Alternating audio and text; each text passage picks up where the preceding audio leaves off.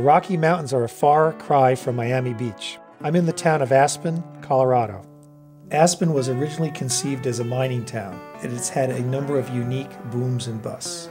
And in those fantastic times, a number of landmark buildings have been developed, such as the Hotel Jerome and the Wheeler Opera House, which are jewels within the village setting. They are a direct result of the rags to riches story that came with the silver mining at the end of the 19th century. My guide is Tom Egan from the Aspen Historical Society. Tom knows Aspen well, and he's been a local for over 30 years. I'm also going to learn about the plans for a rejuvenated mountain village in Snowmass, its new Colorado style of architecture, and how it's forever linked to historic Aspen. So we're here now in the West End, which was one of the original areas that were really settled as permanent structures. Right. This was an area of town that was settled in the mining era, and that would be the 1880s, when most camps were just a collection of tents. Aspen was laid out with broader streets, with the concept of actually putting up buildings. And then when the trains got here in the 1887, 1888 years, all of a sudden it was like Aspen's going to make it. So they started putting up brick buildings, mansions, if you will. And so this whole area of town tended to be where the investors, where the people, where the money lived. And then there's also, other buildings that probably were built, I would say, after the war and then into the 50s. Yes. And maybe not architectural gems. Right. If that's the way to put it. You said it well. This is the other corner. Philosophically, there's a group of people that wants to start seeing better architecture here.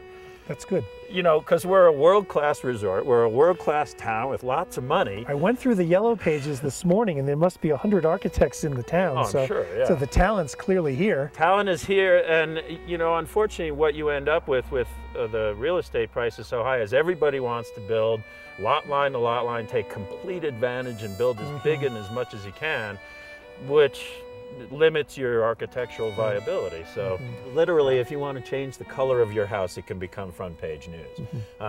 I've always said, though, I prefer the controversy to the alternative, which is apathy. Right. What has happened in recent years is essentially a subjective discussion of, are we honoring history, or are we honoring architecture, or some combination thereof?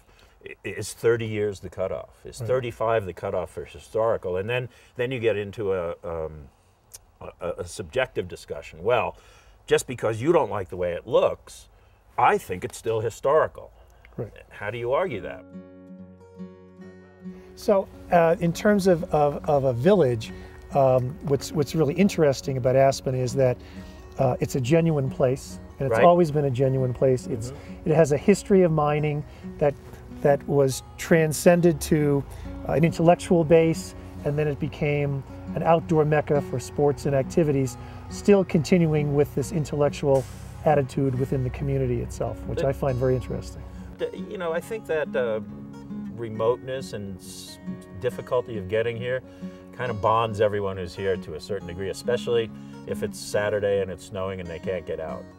You party. Then you party, and when you wake up the next day, you take another half a day. That's right. It's the only place I've been where people get snowed in and they're not particularly upset about it. Right. Because I'm seeing them on the lift. Yeah, we got snowed in. And I say, yeah, sorry you couldn't get out. Yeah, so are we. I know. nod, wink, wink. That's good. But we love it, and part of the reason we love it is it's still a village. Like most Aspenites, it's quite clear that Tom loves his town. This view to me, look at that. Because you're looking, you got the dome, the flag, the gondola with Bell Mountain. The World Cup in 1950, the races were down here. And then as you get towards the middle of the street, you start to see that cupola from the Aspen block. So right around here, this is the Aspen view, if you ask me. This is the Wheeler Opera House. Which is great. Jerome Wheeler, who built the house that we were at, also built this and the Hotel Jerome. This is where he built his bank. This is our real performing center in town. It's if you're a performer, you want to play here. Every mining town in those days, worth its salt, needed an opera house. And so he put his opera house on the second and third floors here. I was at a concert here Christmas Eve about 20 years ago with Jimmy Buffett. Jimmy Buffett, yes. At the Opera House. Sure. It was well, spectacular. he lived here. You know, his album Changes in Latitudes, Changes in Attitudes. This latitude and the Key West latitude, those were the two. And here we have the Jerome. And then you have the Jerome, which, you know, has always been and remains probably the most important building in town. Right. The earliest photos of Aspen from the 1880s, you can always pick out the Jerome. You can pick out the Jerome and the Wheeler Opera House in virtually all those old photos. And it's still a focal point, you know. So the Hotel Jerome is arguably the most important building in town because it's always been there. It's got the history and it's still making the history. In recent history, Aspen almost always shares a sentence with Snowmass. As the Chief Operating Officer of Related Westpac, the development company that now manages the resort, Dwayne Romero is the perfect person to talk about the new renaissance of Snowmass.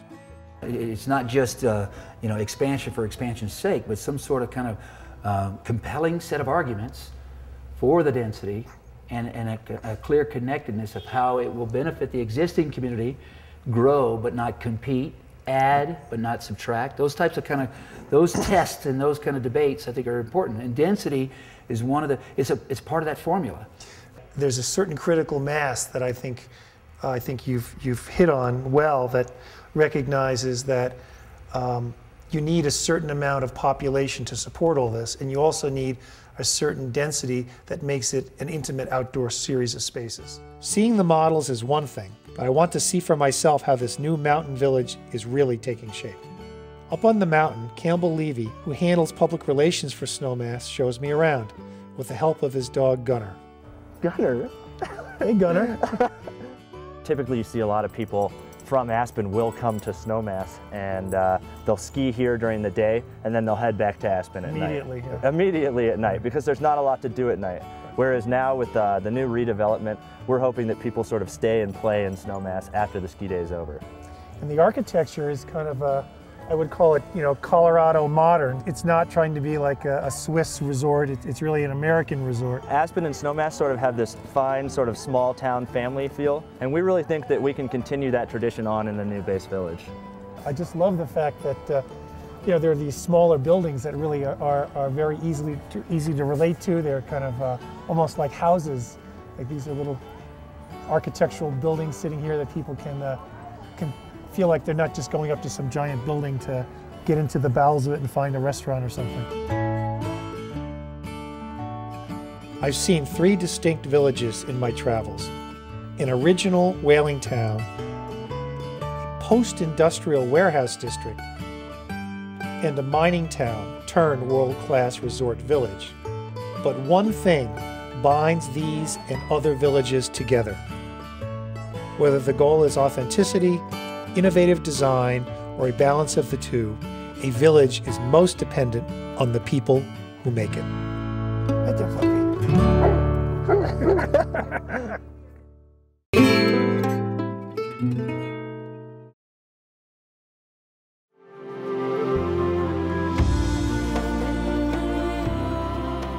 Atlantic Stars Properties are inviting locations where our guests are made to feel the relaxed comforts and casual friendliness of home.